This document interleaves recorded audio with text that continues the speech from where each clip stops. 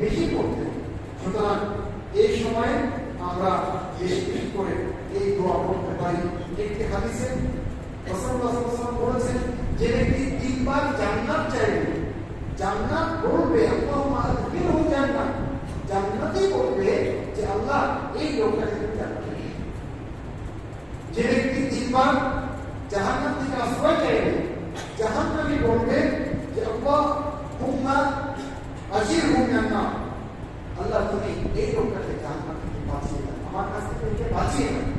সুতরাং আমরা বেশি বেশি করে আল্লাহর কাছে প্রচন্ড গরমে জান্নাত চাইবো, পাশাপাশি জাহান্নাম থেকে মহান আল্লাহর কাছে পানা চাইবো।